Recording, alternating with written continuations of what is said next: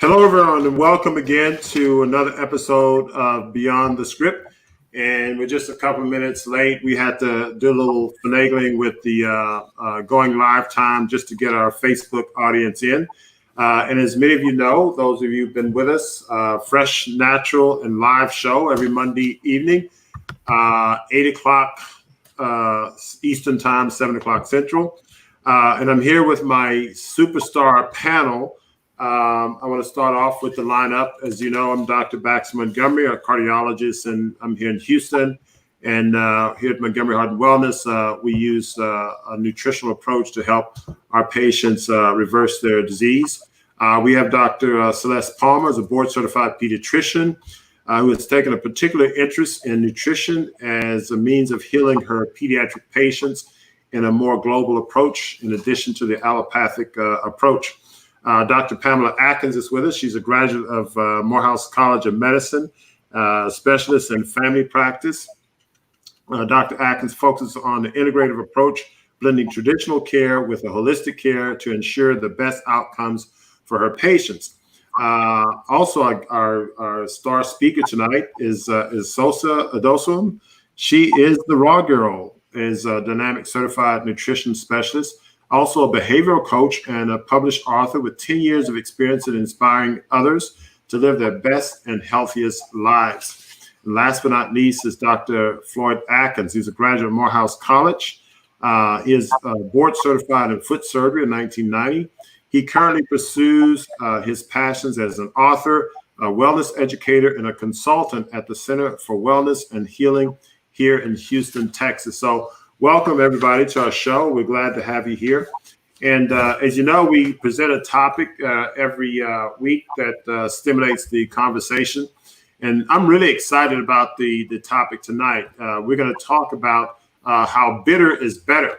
We talked in the previous conversation, we talked about the whole concept of taste and taste buds, and we got into sugar cravings. And so we asked the Sosa to lead us in a discussion on the benefits, the health benefits of bitter foods, or so-called bitter foods. Now, what's bitter to one person may not be bitter to another, and she's going to get into this. So without further ado, Sosa, why is bitter better? Good evening, everybody. I am going to start my slides, but I have a personal experience with bitter foods, breaking my sugar addiction. And I was really surprised to learn that there's so many things, so many reasons why bitter is better. Let me know if you can see my slides. We can see them. Okay, cool. All right, awesome. So let's just get right on into it. So the 5 core flavors that really should be a part of our meals or our repertoire are sweet, salty, sour, bitter, and umami. And umami is sometimes replaced with pungent. And these flavors are important because at various points in our lifespan, we might find that we start gravitating to eating more of some of these flavors. So if you're looking at this, what I want you to ask yourself is if there is one of these flavors that you are tending to eat more than others. Are you eating a ton of sweet foods? Are you eating a ton of salty foods, sour, bitter, umami, or pungent? Pungent would be like spicy. Now, there's really, really specific reasons why taste matters. So in ancient forms of medicine, I'm talking about traditional Chinese medicine, Ayurvedic medicine, Native American protocols, even African healing protocols. The mechanism of taste and flavor is actually used to bring your body back into balance and promote good health.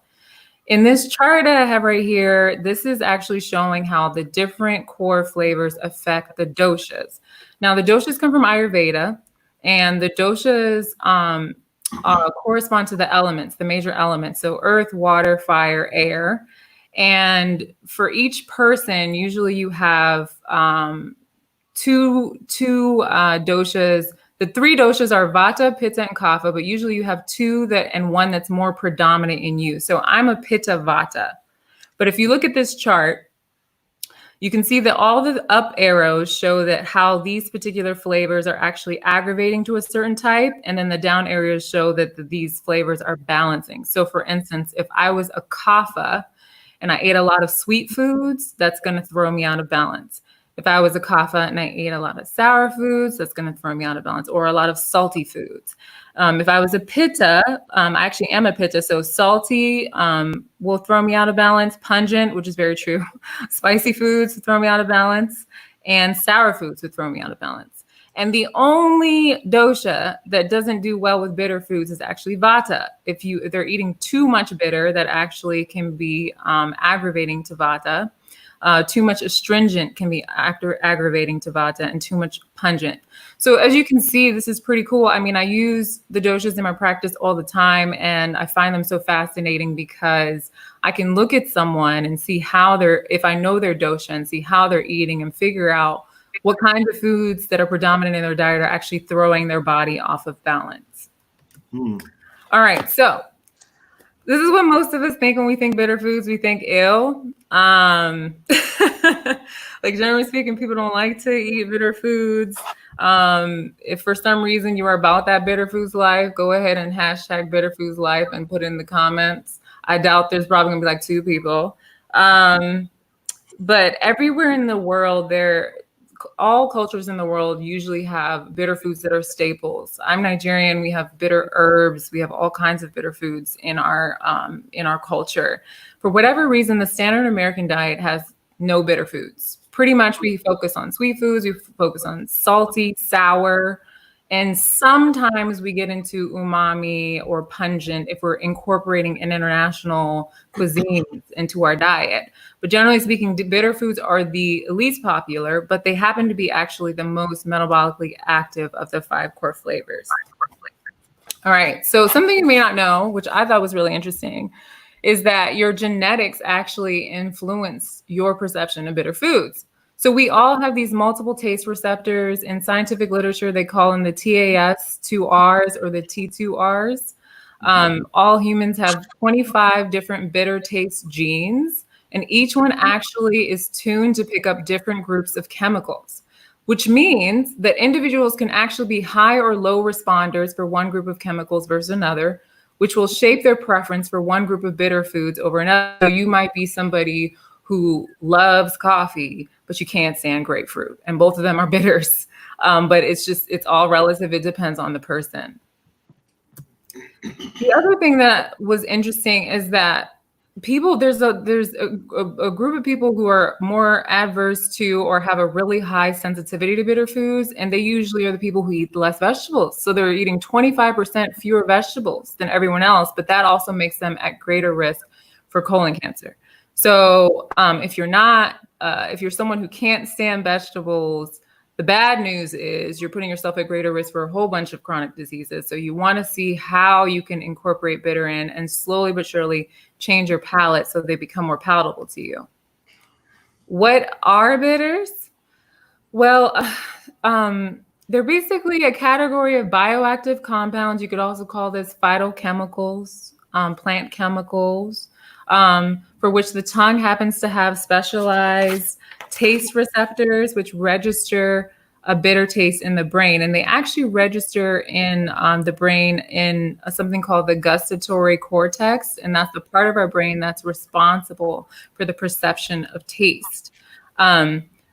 The interesting part about this is that you can't get away. You have to eat plants in order to get these bioactive compounds. So if you look at this little chart here, I have some phytochemicals.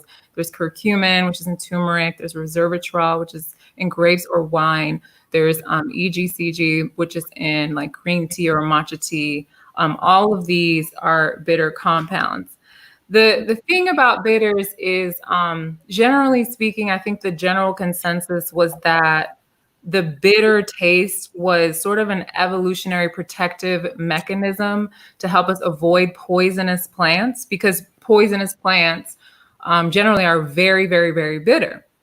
And they also may also be a protective mechanism for the plant itself to keep away, act like a natural pesticide. Because if you look at like sprout or little seedlings, they actually usually have more bitter compounds in them.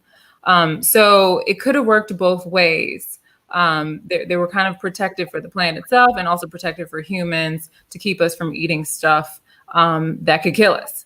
But there are variations on the level, obviously, of the level of bitterness of certain foods.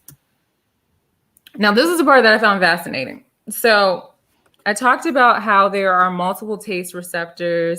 They call them the TAS2Rs or the T2Rs. And when they first discovered these, they actually thought that they were only in the mouth. But then later they figured out that they were everywhere. So they're in the mouth, they're in the soft palate, they're in the nasopharynx, the larynx, the esophagus, the intestine, even in the heart, in our airways, in our kidneys, and in our brains. And if you look at this chart that I have, this picture that I have here, you can see that there are, the blue is the areas that are only sweet receptors. The purple is where both bitter and sweet are. And then the pink is where just bitter are. And you can see that the lungs, they're also in the lungs there as well. So it's really, really fascinating. I don't see the liver. So I was told that bitter foods or bitter herbs are cleansing to the liver. Is anything regarding the receptors on the liver? Just out of curiosity. And interestingly enough, I didn't see anything about there being receptors there, but I could see how eating them would be detoxifying for the liver, though. Gotcha.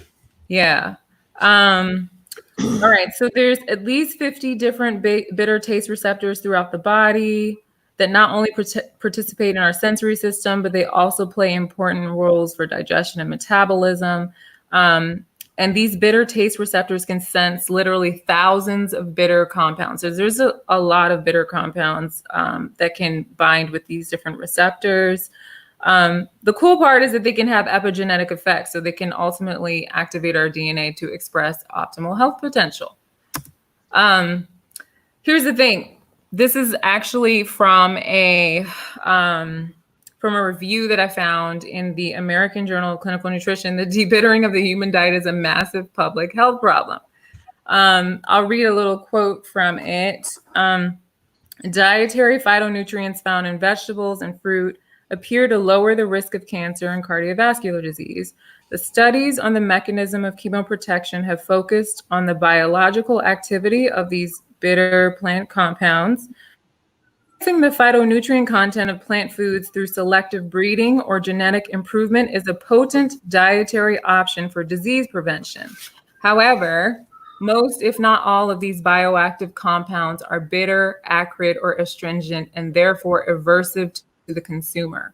As a result, the food industry routinely removes these compounds from plant foods through selective breeding and a variety of debittering processes. So this review that I found was just talking about how it would be great if we could actually increase these bioactive compounds in plants to support disease prevention, health, et cetera, but that the average consumer can't handle it. And so the food industry is doing actually the opposite. So some of the ways that bitters are removed from our diet: modern food production in general, ultra processing of foods, and then GMOs. And this is another reason why you can tell someone that organic is better than GMOs, because genetic modifications of plants is an intentional way that they change the flavor profile to be sweeter and less bitter. And they do this across the board. The food industry removes phenols, flavonoids, isoflavones, terpenes, glucosinolates. All of these are phytochemicals from plant foods through selective breeding and a variety of debittering processes. So we're having a crisis in the sense that our palates are being changed, whether we like it or not. And then if you're already on the process side, you're probably doing a lot more harm. So even if you are eating really healthy, it is a better idea to go for organic as much as possible. It's so sorry to interject. I mean, it's a great point you raised here. And it was actually related to a question I was going to ask. You know, when I eat food out of my garden, or we get food from local growers, yeah, I notice that food is less sweet than what I get out of the supermarket, even the organic stuff that I get out of the supermarket. Yeah. And when you said that, I was going to ask that question toward the end, but when you brought this up, I mean, could it be that even the organic plants are genetically modified to some extent? I mean, the organic criteria is a criteria, but I mean, can you shed some light on that?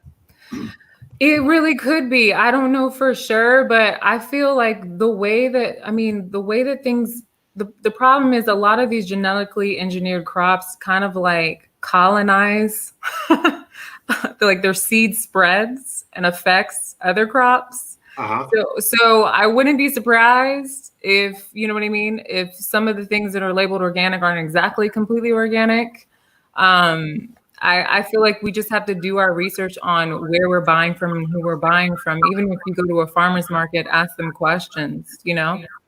Can I come in real quick? The organic, I've done some reading on organic. The organic label is a government funded type of label. Mm-hmm. So it doesn't mean that there's no chemicals used. It means that it's government approved chemicals used with the growing of the plant. The problem also in the grocery store, like Dr. Montgomery was saying, foods from a garden taste totally different because things in the grocery store are harvested before they are done. Yes. It's cooking basically. And so you can tell that difference because if you get an apple, for example, from a tree in your backyard and an apple from the grocery store, the apple from the grocery store has been harvested months or even a year in advance, set to the side. And then, they do a processing to mature it to be able to be ready for shelf versus from off of the tree, you're getting the true nutrients and minerals straight from Mother Earth. So organic is the issue. And also the harvesting of pre-ripened food is also an issue. That's a good one, Celeste. Yeah. And Aris Latem, the raw food chef, I remember he always talks about, like, he says it like, you're not getting sunfire food because, like, when you take the food out of the sun or you take it out before it's ripe, it doesn't have more time to mature and get more sunlight. So I agree with all of that. That makes a lot of sense. All right, so let's get into my bitter is better. This is inspired by Dr. Montgomery. Thank you very much for saying that bitter is better so often. So what I did is I made better an acronym, and I'm gonna use these to go through a few reasons why bitter foods are great. This is just a few. Honestly, there's so many. I just wanted to nail it down to a few to start the conversation. So B for me is break sugar addiction. We all know we just talked about the health crisis and the fact that our food is being debittered. Type 2 diabetes is skyrocketing. Insulin resistance is a thing for most people. Obesity is a thing. And the more sugar we eat, the more sugar we crave. It's a perpetual addictive cycle. And so as we know, we eat the sugar, we like it, it's addictive, then our blood sugar levels spike, and then insulin's secreted, our blood sugar levels drop, we get hangry, and then we go eat some more sugar. And it just keeps going and going. And the reason why bitter foods are really great for breaking sugar addiction is actually because bitter and sweet are kind of in opposition in the brain. So we saw that they have bitter taste receptors and sweet taste receptors and all of that.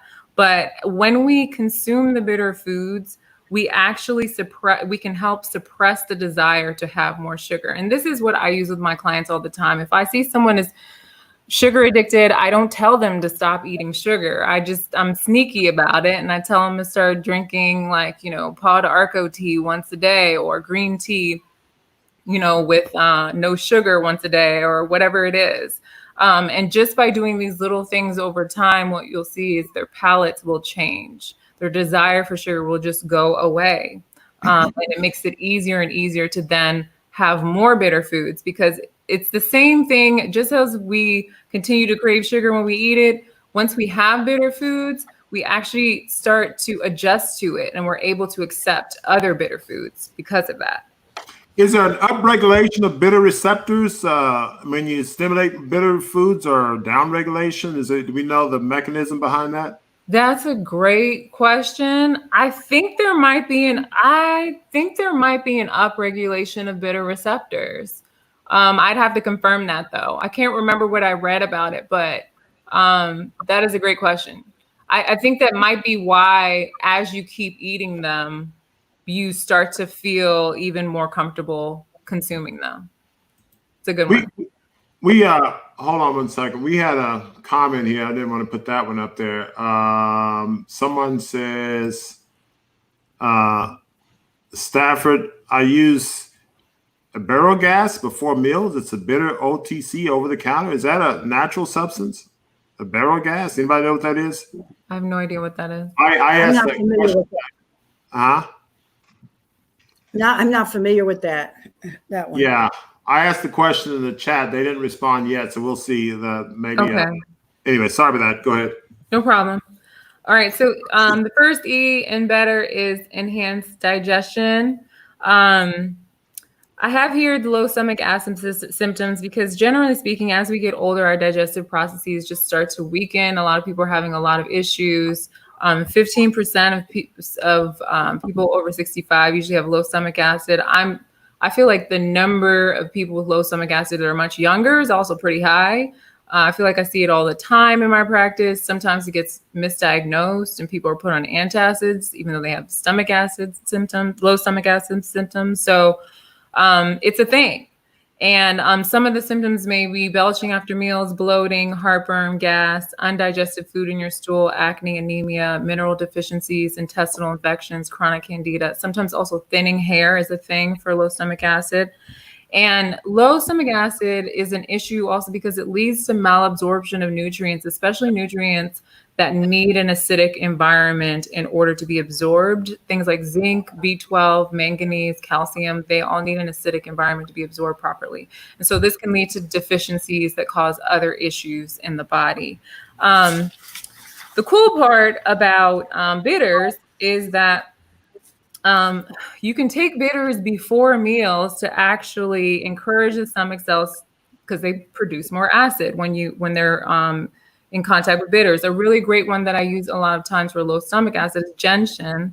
And gentian is pretty mild. I know some people use things like betaine, HCl, but I like gentian better because it doesn't bother people as much. It doesn't have any adverse crazy symptoms.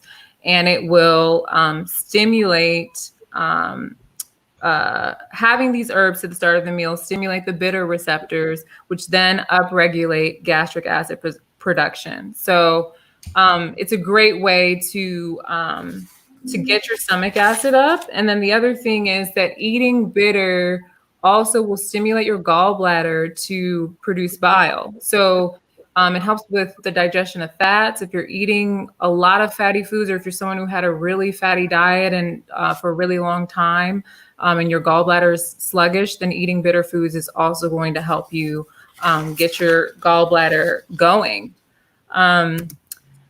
The first T in better is for tend to heart health. We talked a little bit about the fact that there actually are bitter receptors in the heart.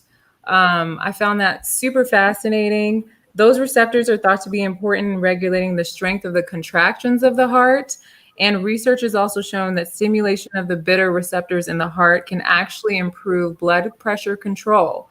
And so one of the biggest classes of bitter compounds is flavonoids. And flavonoids are a really large group of phytochemicals. There's actually, I think, 6 subclasses. And so there's a lot. It's basically like eating the rainbow. You can see here that if you berries, all kinds of berries, strawberries, raspberries, blueberries, green tea, red wine, black tea, kale, arugula, red cabbage. I mean, this also includes even citrus, different things like that. So all of these are high flavonoid foods.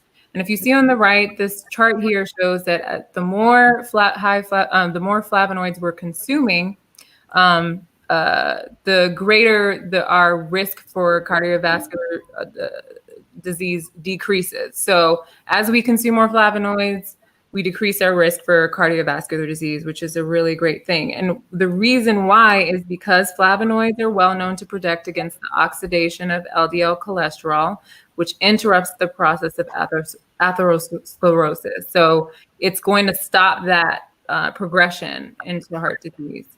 So we can use it as a preventative measure. And then I think this is also why plant-based diet works so well when people actually do have cardiovascular disease as well. It's another reason, at least.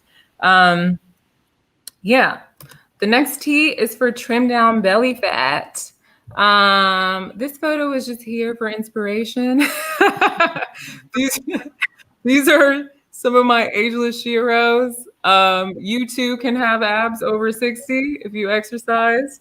And also if you eat your broccoli, and that's because of a phytochemical called sulforaphane. Sulforaphane is found in broccoli sprouts, broccoli, cauliflower, kale, Brussels sprouts, most of the brassicas, cabbage, bok choy, watercress. And it's really effective for belly fat and also just getting slim. So the study that I found was a study done in 2017 in the journal Diabetes, which is published by the American Diabetes Association. And they found that mice that were fed a diet high in sulforaphane gained 15% less weight than the control group. And they also found that those same mice saw a 20% reduction in their visceral fat or their belly fat, along with a notable decrease in their glucose levels. So sulforaphane was really integral in reducing the belly fat. It also accelerated the browning. It also can accelerate the browning of adipose tissue. So it will encourage the body to take white fat cells and turn them into active beige or brown calorie burning fat cells. So this leads to us burning more calories every single day. The other thing that sulforaphane does is it can help you improve your gut bacteria. So it can help with increase the amount of good bacteria in your gut, which is also, as we know, really helpful for weight loss and combating obesity. All right. And a good source of that again is what? What are the foods on that one? All of the brassicas. So kale, cabbage, bok choy, cauliflower, broccoli, all of those. Oh, wow. Wow. Yeah. Good. And then E is the next E is for enhanced brain functioning. So I talked about how there's bitter receptors found in the brain, which is so interesting. And all of these receptors, wherever they're found, they're serving some purpose. People are still trying to figure out what all the purposes are. But some of the previous research has shown that bitter tasting iso-alpha acids in the hops plant. Now, hops is an herb. It's also used in beer. So it's what gives beer that taste, but you can get hops outside of beer. I've had kombucha with hops in it. There's another way you can have hops. And they showed in the research that it can help prevent brain inflammation and Alzheimer's pathologies in mice. Bitter compounds in general can also possibly delay memory problems associated with aging through multiple mechanisms, including increasing blood flow to the brain, and also reducing inflammation overall. The other thing that bitter compounds do when it comes to brain has to do with our mood. So things like resveratrol or quercetin, they actually can help regulate neurotransmitters that impact our mood. So dopamine, serotonin, noradrenaline. So not only are we enhancing our brain function, we also can improve our mood. Gotcha. All right. Last but not least, the R is for reduce blood sugar levels and appetite. So when we consume bitter foods, the bitter receptors that are in the gut actually get activated, and they stimulate hormones like leptin and adiponectin, which are really important satiety hormones. So what it does is it makes us feel full. We're not going to overeat. If we are prone to overeat, eating bitter foods is actually going to help us slow down on that a bit. And the bitter compounds found in, I've talked about resveratrol a lot, but also specifically in resveratrol, which is found in higher concentrations in red wine, grapes, etc., can improve insulin sensitivity even in diabetics. And there are other bitter components like EGCG, which is in green tea or matcha tea, and berberine. Those have all been widely observed to regulate glucose levels. So there's two things happening here. It can help us feel full, and also it's going to help us maintain regular, reduce our blood sugar levels if they're high, or maintain stable blood sugar levels. All right. At this point, you might be like, but how? But how? And whenever I say but how, I always think about Kanye saying houseway. So I looked at a bunch of research and I was trying to figure this out. And it was really interesting because it seems like most of the researchers are literally saying the same thing. They're like, how? Houseway. Because the researchers are not in an agreement with how the bitter foods are causing some of these benefits, because there's just so many compounds. There's so many receptors. They all seem to have different mechanisms of action. So for instance, I was looking at why do bitter foods do what they do for our digestion. And in this one study, there were 4 different theories. The 2 predominant ones were that when you stimulate the bitter receptors, you increase saliva, and then that increases vagal stimulation to our digestive organs. And then all of a sudden we're digesting better. The other theory was that if the stimulation of the receptors in the mouth and in the gastrointestinal tracts locally actually increase digestive secretion. So there seem to be different theories about how this happens, and people are still trying to understand the physiological processes that bitter compounds are needed for, because they present in so many areas of the body. There was research done on the gene TAS2R38, and that's the gene that actually codes for bitter receptors. And there were so many variants on the genes that basically the researchers decided that this gene had to serve some other function beyond oral sensory perception. So it's getting to the place where people are realizing, hey, like, these bitters are not just about our taste.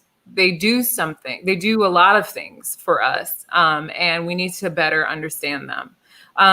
There was evidence that also suggested that the T2Rs, which are bitter receptors that are throughout the body, mediate non-tasting roles through specialized mechanisms, and that these receptors and their polymorphisms are associated with human disorders and disease. So that if we are not stimulating the bitter receptors, if anything gets altered with the bitter receptors, et cetera, that actually those changes can then correspond to having some sort of health condition.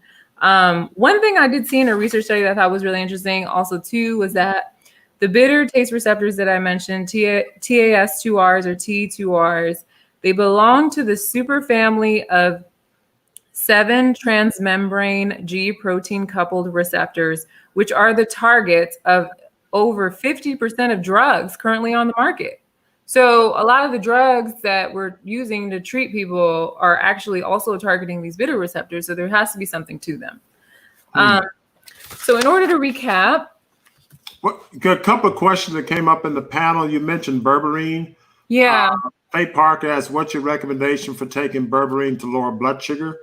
We use berberine supplements. Anybody, if you want to chime in on this, do you use a berberine supplement, or do you get them sourced of the natural fruit? Or I think I would love to hear Dr. Atkins' thought on this, but I usually don't start with trying to lower people's blood sugar levels using supplements.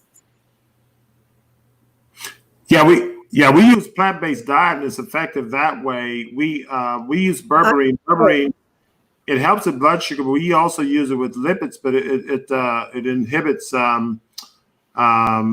Boy, I'm blanking on the enzyme, but it helps lower LDL cholesterol as well. Okay. But anyway, that's Anyway, but Floyd, Pam, or Celeste, any comments on berberine? Well,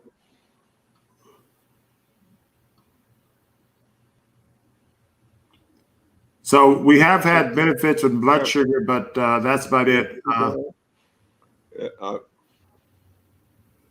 I would start with your diet, honestly. Yeah.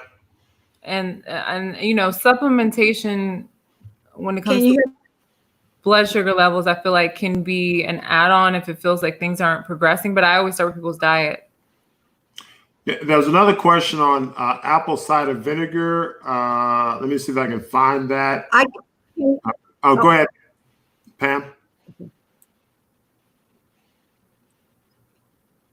I just want to say, I think I accidentally muted myself, but I tend to agree with this, Sosa. I would start with the diet. I think a lot of times when we have blood sugar issues, we want a magic pill or herb to bring our blood sugar down, but the root cause is what we're eating. But when we change our diet, then the herbs can enhance the low blood sugar lowering effect, and of course exercise to help the blood sugar go into the cells, and but there are all these. The berberine can be used, but I would not put my money on that. I put my money on changing my diet. That would be the most important thing to start with. And to follow up real quick, Deep Park 1240 apple cider vinegar. And I heard you asked about apple cider vinegar. Yes, I put that on the screen. But they asked about apple cider vinegar. Can apple cider vinegar be taken before meals to help with digestion of foods and bowel? Okay, so apple cider vinegar. Go ahead. Anybody? Yes, it can. Okay. What? Go ahead. You want to dilute it. What I usually say is to take apple cider vinegar on an empty stomach because can you hear me? Yeah, you're in and out, but keep going. Oops, you're out. I think you're frozen.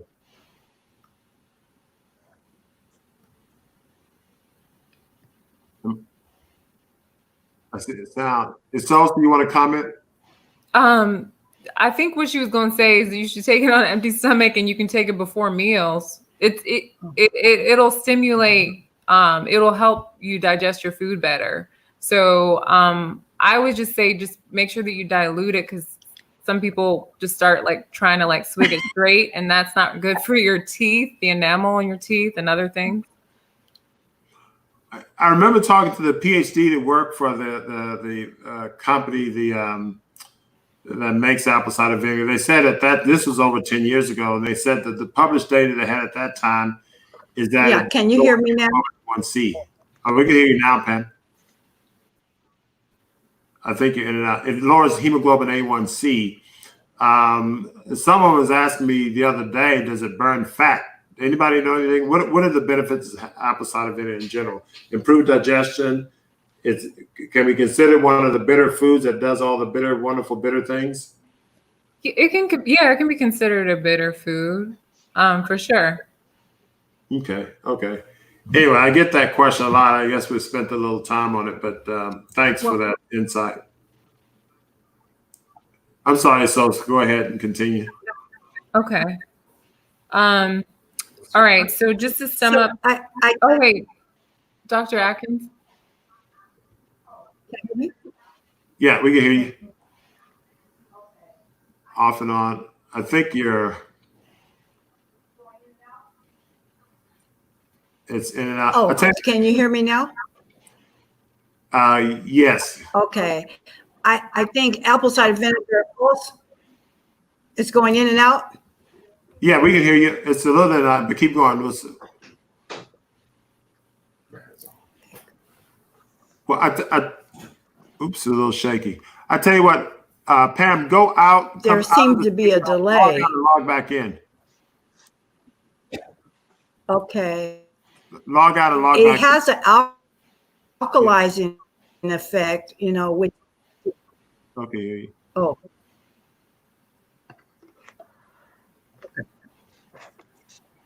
Yeah, just log out. Go ahead and okay. So we'll pick up that comment toward the end of your presentation. Okay. All right. So I just want to summarize some keys from the presentation.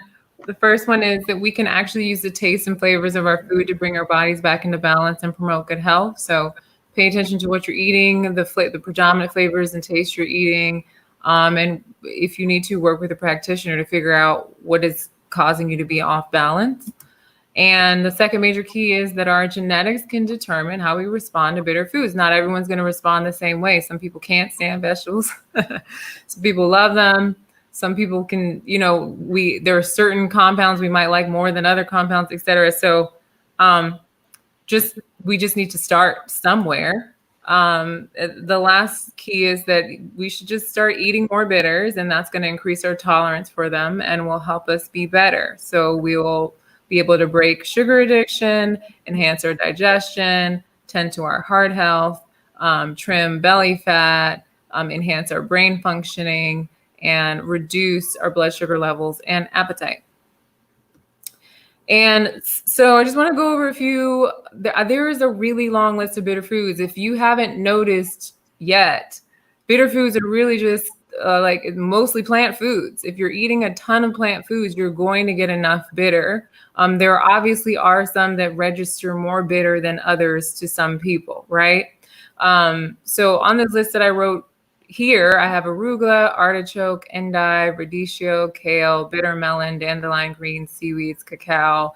But I have a really long list of bitter foods, and you're welcome to download it all. I'll give you guys the link when I'm done with this presentation. And then there's also bitter teas or tonics that you can drink. Some of these are some of my favorites, like matcha green tea. I drink that almost every single day. There's arguments as to how much more antioxidants it has than green teas, but I would say it probably has at least 10 to 20 times more antioxidants than green tea. It's really antioxidant potent. Then there's green tea.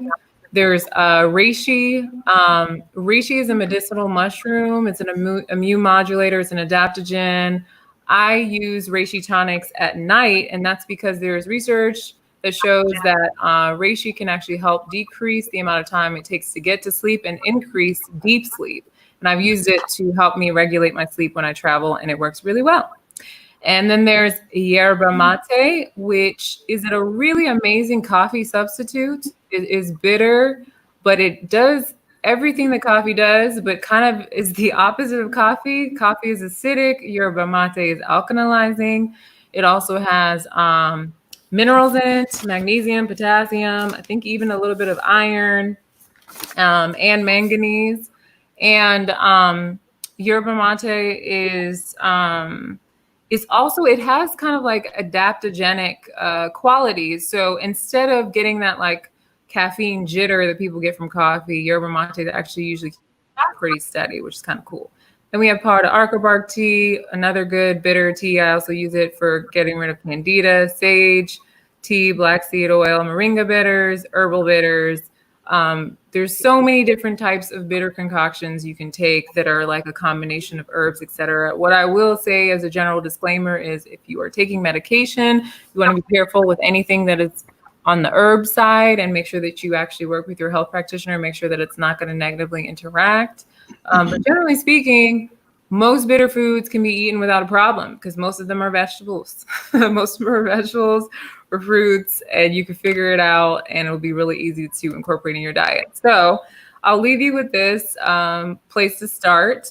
You got two options. One gets you extra credit, and the other one's kind of like, okay, cool. So the first one is you could either do one bitter tonic in the morning or the evening, or you can do 1 to 2 meals in your day. You can just add some bitter foods.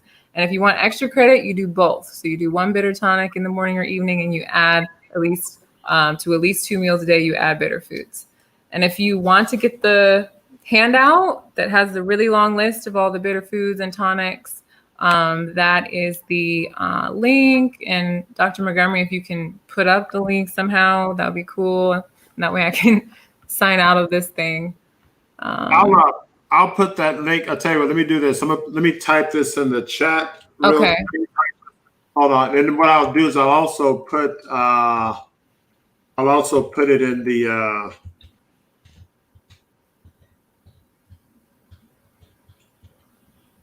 and I have your PowerPoint. I should just go ahead and copy it from there. Hold on 1 second. Let me do that so I don't have to rely on my typos.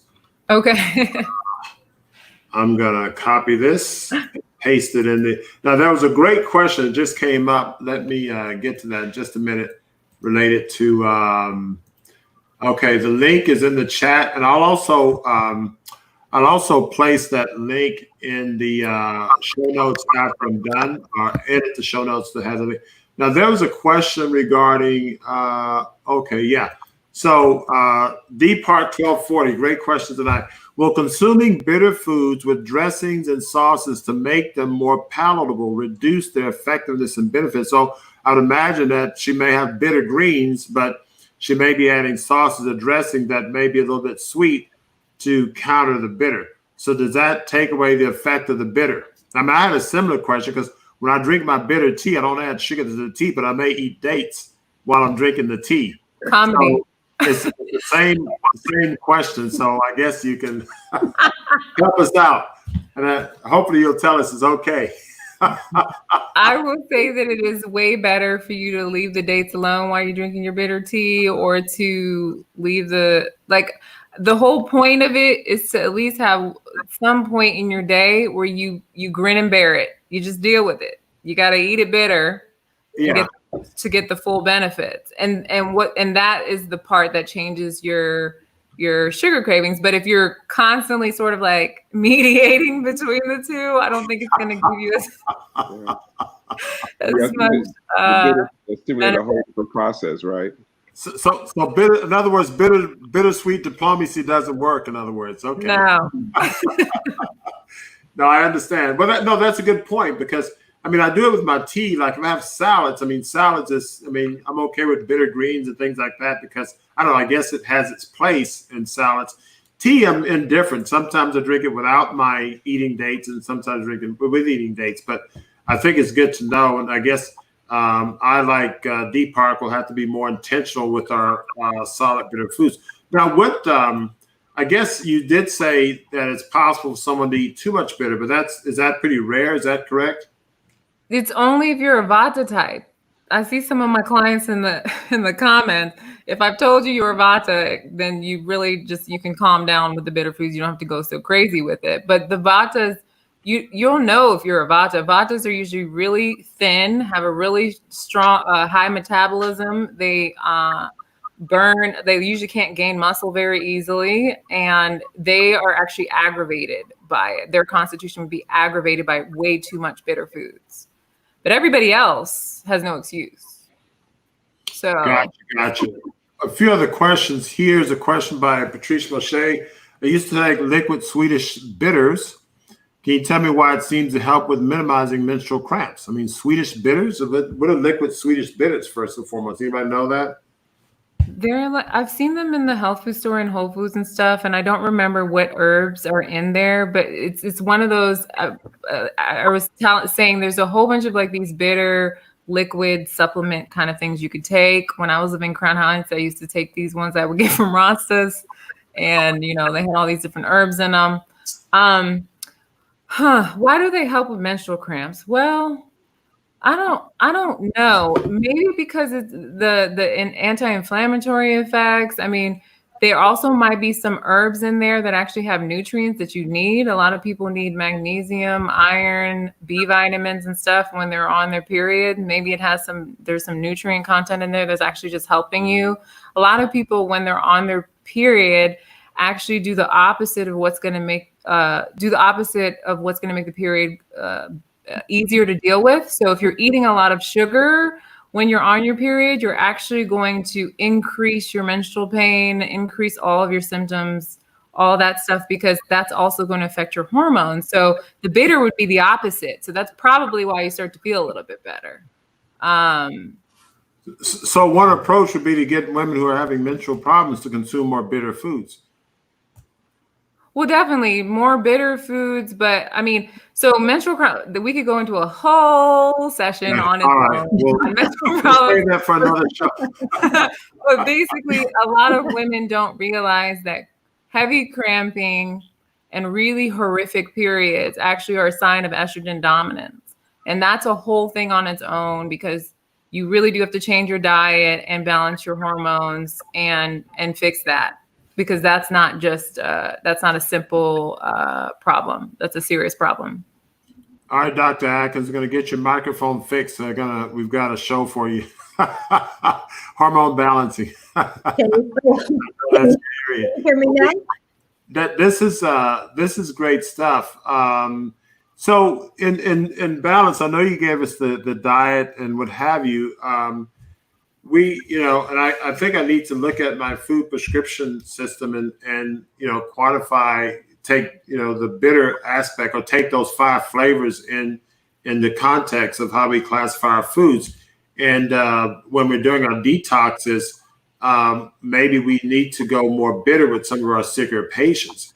Did you see any data showing that a more aggressive nutritional detox will have more bitter foods? No, but I would guess that it would have more bitter foods. Were you going to say something, Dr. Atkins? Yeah, I was going to say, just looking at your list, I noticed that a lot of the bitter foods and comments, again, goes back to the green foods, the moringas, the grass, and all of those are detoxifiers. So everything loaded with chlorine are going to be natural detoxifiers. So I think that would be a good option to definitely include in a detox program, using your greens, your moringa, your green powders, your green drinks, your wheatgrass, spirulina also. I guess the one question asked about the bitter when it's Swedish, while you were answering that question, I was researching it, but you were absolutely right. The inflammation and immunity were one of 2 main benefits of the Swedish bitters, along with just it being good for digestion. It's a good digestive aid. And also, I did the research on that, what's that, Iberoblast? Iberogast? Yes. Iberogast? Yes. Did you look that up? But again, that was it's for aid in digestion. People take it before meals to help digest food properly. Is it an herb, or what is it? Is it a green plant? It's from an herb. Go ahead, Dr. Pam. It's a combination. It's a combination. I think that's a brand name. I looked it up, but it are a combination of herbs, but that are helpful to digestion. So the combination I see, there may be more than one combination made by different companies.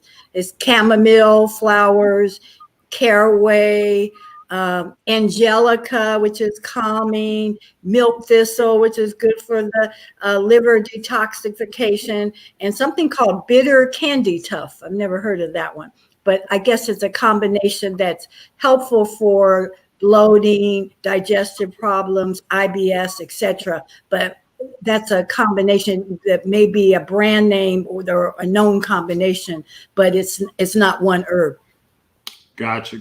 So basically a combination. Here's a question from, whoops, not the one I'm trying to get. The question from D Park, can wheatgrass shots count as bitter tonic? I would think so. Any comments on wheatgrass? Yeah, for sure. Wheatgrass is super bitter. That's why everyone's always like trying to take a orange slice afterwards. Calm it down. I'll do a shot of it. Yeah, and then from Donna A, can we juice some of the bitter greens and drink it for the same benefits occasion as well as eating daily greens? So juicing bitter greens. Yeah, I think so. And I think we're gonna have to work on a juice feast to make our juices. When I would do my juice feast, when I was first coached on it, I was coached to do at least one juice with all greens in it. And then the regular other juice to have greens plus fruit to kind of mix it to make it satisfying. Would the panel agree with that, or should I do 2 juices with all greens? Sometimes it really depends on what someone can handle. Sometimes you have to meet people where they are. And if they really are just like literally holding their nose to try to get the all green in, I'm like, okay, put a little green apple in there. Yeah. To make it slightly more, you know what I mean? Palatable. Yeah. It actually matters that they get it down more. So I remember once, well, actually it was my very first juice feast many years ago. And so the drug reps would come in and my staff said, look, he's not going to talk to you unless you go buy juice. So they had to go to like the central market store not far from us. And I would do one green juice and I would do like a apple beet and some other things. And so there was one rep, and I don't know if she was just trying to be smart or not, but she got 4 large, like 4 of the 32 ounces of all green juice. And I didn't want to waste it, but it was a bitter juice at the time. So I drank all of them all day. And so that whole day, that whole morning, I drank all those. I mean, I called it the green nasty. I gave it a nickname just to help me. But the interesting thing is that after I went through those 4 juices, those 4 green nasties, 32 ounces. I just kind of chugged them because I didn't want to sip it because it'd be more painful. But after a while, the juices, then my taste buds changed where then they would have a creamy, satisfying taste to them. It wasn't sweet, but it was sort of a creamy, smooth taste. And so I could identify that. And every time I drink that juice, it has that same creamy taste. And so it's interesting how my taste buds changed. That was very early on. So I guess doing more bitter shots can help out as well. This question you answered, are seaweeds considered bitter? Can you comment on the different types of seaweeds that may be better? Are there, I mean, I hear like, I know wakame is supposed to be pretty good, but kelp I hear is contaminated with stuff. I mean, anybody comment on seaweeds? Yeah, I was just going to say you want to be careful where you get it from because our oceans are contaminated, but seaweed's an excellent source of minerals and iodine. But unfortunately, because man has contaminated it, you want to try to find a more pristine source of it. That's my concern. What do you think, Asosa? Yeah, no, I totally agree with you. And especially because nowadays everything's so polluted. The other thing I was going to say is this seaweeds are interesting because I kind of put it on my list, but then I was like, they also could be considered salty, because a lot of times they're usually added salt to it or they're just salty because they're from the ocean, right? So I like nori. Everyone's obsessed with Irish moss right now. And for its nutritional benefits and also other things that they've heard. And I do think Irish moss is useful. I like dulse. Dulse is also very salty. You can use dulse actually to even season a salad. There's wakame. There's so many types of seaweeds. I find that seaweeds are also just really helpful for people who don't have a nutrient dense diet and they need more nutrition in there. Just adding some seaweeds in, it's going to give you a lot more nutrition. Wakame, can you comment on wakame for me briefly? And I'm going to bring up the next question.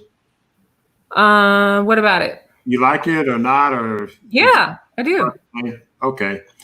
Hibiscus tea, is that considered bitter? It's another question. I don't really completely know. I think that it actually might be almost more on the sour side when it doesn't have sugar. But I'd have to look it up because from what I remember from hibiscus tea, it almost feels like it's, sour. But a lot of people put a lot of sugar in their tea, so don't put sugar in it because that won't make it a bitter. Gotcha. This one, bitter foods in our children. Yes. I'm so glad someone asked this question because I actually forgot something. And this is something I was talking to this woman about who actually also wrote a book about bitter foods. And we were talking about how, in addition to our genetics, when a woman is pregnant, that child's taste preferences are being shaped as well by what the mother eats. So you can influence what your child is going to eat before they even get out of the womb by eating a wide variety of foods, including bitter foods. And it's actually helpful because then when they come out the womb and they're actually going to want to eat broccoli versus telling you no because you ate it while that you were pregnant with them. So that part I found really interesting too. So there's just so many levels where our tastes can be, but yes, for children, please have them consume more bitter foods. It will help them not be sugar addicted. It will help them balance out. It will help them continue to like eating these vegetables later in life as well. I know Dr. Palmer, you're going to be talking to us about the benefits of sleep on fairly soon, but can you make a note to talk to us about the diet of the pregnant woman as how do you feed the child in utero? I think that would be an interesting topic because it's going to be an important thing for us to sort of consider because, pregnant moms, I mean, we got to cut this thing off at the pass, if you will. And we know that we can diagnose atherosclerotic disease in utero. So and kids at a very young age are getting atherosclerotic disease as well as other diseases. So consuming foods in utero is really important. I know we're coming up on the hour. We're going to go, just to let our viewers know, we're going to go a little bit on the other side because there's some interesting questions coming up. And I also want to quiz Dr. Floyd on farming because he's our resident expert in growing food. We talked about this earlier, and I don't want to get on this, but will eating bitters help me since my gallbladder? Here's a question about gallbladders and bitter foods. You did say the receptors in the gallbladder, but we didn't talk about the liver. Bitter foods and gallbladder. Any comments? Well, they help you. The gallbladder produce bile. When you don't have one, that would be, I think, a question for one of you docs. Yeah, well, one thing about the gallbladder is that, the bitter foods, like you mentioned, Pau-de-Arco tea, which is an antifungal, antiviral, and it really works on funguses. So a lot of bacteria, mold, funguses, and virus will live and thrive in your gallbladder, and they can lead to, cholecystitis, inflamed gallbladder. So if you're using them, it can be beneficial as far as controlling that. So it will have a benefit, But again, I want to stress, I know we have to use bitters, but it seems like the audience wants to use that one bullet to use bitters to do everything, but bitters should be a part of your overall diet, like you're saying, so that it can complement everything you're doing and not just be the answer to gallbladder disease or something. So you're saying there's no bitter bullet? Is that what you're trying to say? Should we search for a better bitter bullet? You need a machine gun, okay? Machine gun, yeah.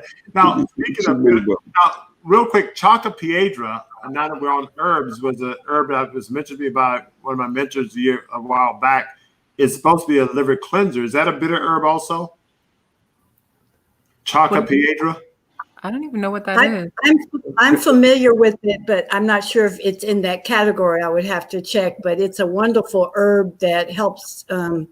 It in Spanish, it means to break stone or break up kidney stones and gallstones.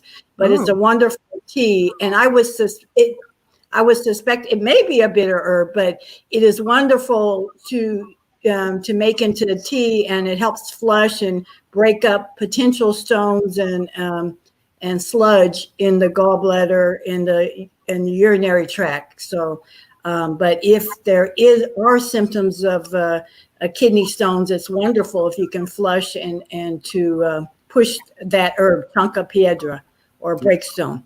So I'm going to do a couple of other questions from the galley, and then I want to go back to food grown locally seasoned. I want to hit that topic just briefly before we go off air because I think it's important. Donna A asked a question about bento seaweed sheets. Are they safe to eat? PAX does not say what kind of seaweed it is. So bento seaweed, I guess you have to look at the ingredients, but anyone want to comment on that? Nori. It's probably some sort of nori. But back to what Dr. Atkins says, like it's better to get seaweed from places you know where it came from these days and ages. Yeah, we may have to. There was a seaweed source in Oregon, Washington. It is one company that harvested in that area, and they tested seaweed. But anywhere south of in the California coast and going south, I think the sea is kind of dangerous there because it's really toxic. But that's one area, and supposedly in the North Atlantic, but I don't know the source in North Atlantic near Nova Scotia. In that area, they had supposedly cleaner seaweed. We might, for the next time, it's also maybe we can come up with a list collectively, just a couple of places where we know that it's good. We can leave with our audience. The last question from the galley is going to be from Patrice Mochet. Any thoughts about ingesting small amounts of bentonite clay regularly? I was advised to do this during my first juice feast. Okay. Oh, no, you go ahead. I would say the bentonite clay is basically a heavy metal detoxifier. It picks up heavy metals and things like that. So it goes back to our history historically of eating dirt. And when people talk about eating dirt, because number one, you do get minerals in it, but it also absorbs the leads, the cadmiums, the mercuries, the arsenic, the other heavy metals. So I don't think it has a negative effect, and small amounts should be okay. I would just add to that if you're going to take bentonite clay internally, you need to drink a lot of water. You can cause problems for yourself if you don't. Yes, because it's clay and it will harden up. So last comment I wanted, which a few minutes over, and we're not going to be much longer in respect of everybody's time, but at the beginning, we raised a comment about how they changed the food because, this whole issue of consuming bitter foods and the like, and we say, okay, eat, arugula, broccoli, and so on. And I want to talk a little bit about the source of these foods because the whole aspect of genetic modification and other types of things in terms of how the food is raised and so on. In the food classification system, we talk about, conventional versus organic versus food that's cultivated in the wild. And I may have to sort of rethink that because as Dr. Palmer mentioned, organic food meets a certain standard. And my recollection, there are different organic standards. I don't know. Maybe there are different regulating bodies that's sort of natural, but I think California has some sort of regulations that may be different. I haven't kept up with that, but what are your thoughts on sustainably grown foods versus organic out of the supermarket versus conventional? Anybody have any insight? Floyd, I think you have insight on this. Well, when it comes down to it, the sustainably grown for me would probably be the best. Organic is good, but again, organic is a standard that's set by the government that allows certain pesticides, a certain amount of pesticide, parts per billion. So they have a standard they go by. They never said it was completely pesticide free or chemical free. So, like for instance, the Working Environmental Group has a list of the Dirty Dozen and the Clean 15. And they identify foods that are high in pesticides and low in pesticides. But even on their list, most of the high in pesticide foods has up to 15 pesticides on the food. And the ones that are considered clean has less than 2 pesticides. And for me, I don't want any pesticides. So that means that if I really want to choose a source, if it's 2, so 2, it's a little, like you say, back a little poison, or you want a lot of poison. So you go with sustainably grown, where you can control what's on the food if you know the local farmers, the local growers, and you know how they grow their food and what they use, and if they are as committed to you about being chemical free or pesticide free. So when you use the word chemical free, it should be based on the fact that you don't add any chemicals other than natural plant cycles to limit pest control in your food or limit the weed control in your food. So sustainably grown or chemical free, grown by local growers, is something you can trust. You can actually put your trust in. Because when it gets to agribusiness, when you look at the big companies that do organic and get labeled that way, they have leadways, and I don't know if they always follow the guidelines. I had one of my patients one time tell me, just because they put the sticker in it with the 9 in front of it, how do I know the teenager in the back who was labeling the fruits got it mixed up? He could add the apples with the regular apples. So, you think you're eating apple because you say, oh, the label says this. What's in your food? What's in your water? Wow, that's amazing. Thanks for that insight. So really, Bernard, we're going to address this topic a little bit more, and as we have these different discussions, we're going to dive deeper in some of these subtopics. But the how you procure your food, I think, is a very important topic that we'll address in the show, and we'll go from there. Anyway, so our time is up, it's passed up, and I want to say thank you again to my expert panel. This has been a very enlightening show, and I've learned a lot, and I hope our listeners and our online visitors have learned a lot. And if you've learned a lot, just say so in the chat. We got a couple of seconds as I close out. If you learned a lot, just say, yes, I learned a lot in the chat. Just give us some ideas. And also, if you have any other questions or information, please share that in the chat. You can also do that once we close out. You go on, share this with your friend, and the other comments. I also look at the comments that we get post airing. But again, we'll be on next week. What's our topic next week? We're going to be talking about sleep. Is that right? Sleep, yes. Health benefits of sleep. So Dr. Palmer is going to put us to sleep next week with the health benefits of sleep. Hopefully not. Hopefully Hopefully not. Everybody needs sleep. Everybody needs sleep. We'll make us all calm about that. But we do look forward to that topic. And sleep is a very important topic. And quality of sleep and quantity of sleep, all of that goes hand in hand. But again, until we meet next week and talk about sleep, we want to ask all our people to make sure you keep it fresh, natural, and live. So thank you for joining us, and we'll see you next time.